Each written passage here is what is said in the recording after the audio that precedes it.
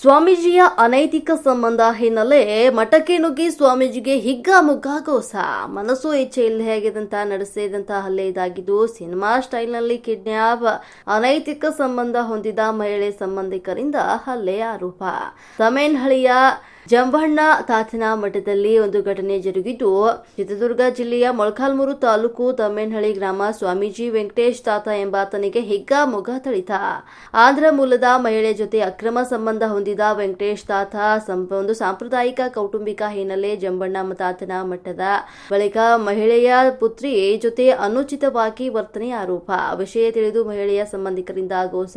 ಕೈಕಾಲು ಹಿಡಿದು ಕಾರಲ್ಲಿ ಎತ್ತಾಕೊಂಡು ಹೋಗಿರುವಂತಹ ದೃಶ್ಯ ಮೊಬೈಲ್ನಲ್ಲಿ ಸೆರೆ. ಕಳೆದ 15 ದಿನಗಳ ಹಿಂದೆ ನಡೆದಿರುವಂತಹ ಘಟನೆ ಒಂದು ತಡವಾಗಿ ಬೆಳಕಿಗೆ ಬಂದಿದೆ. ಘಟನೆಯ ವಿಡಿಯೋಗಳು ಸಾಮಾಜಿಕ ಜಾಲತಾಣದಲ್ಲಿ ಸಖತ್ ವೈರಲ್ ಆಗಿದೆ.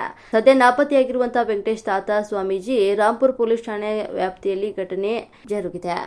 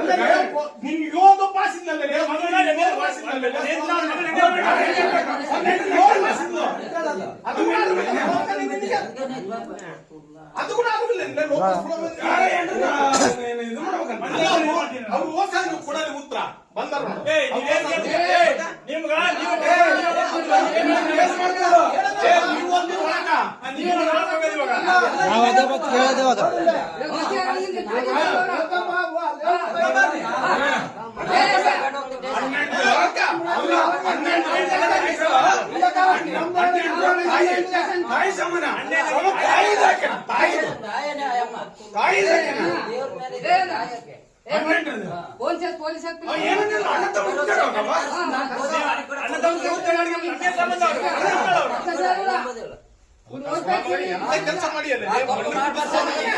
ಮದುವೆ ಅದು ತಪ್ಪು ಮಾಡೇಬೇಡ. ಅಲ್ಲ ಅವ್ರು ಕೇಳ್ತಾನಂತೆ 40 ಲಕ್ಷ ಕೊಟ್ಟಿನಿ 30 ಲಕ್ಷ ಕೊಟ್ಟಿನಿ ಫೋನ್ ಎತ್ತಬೇಡ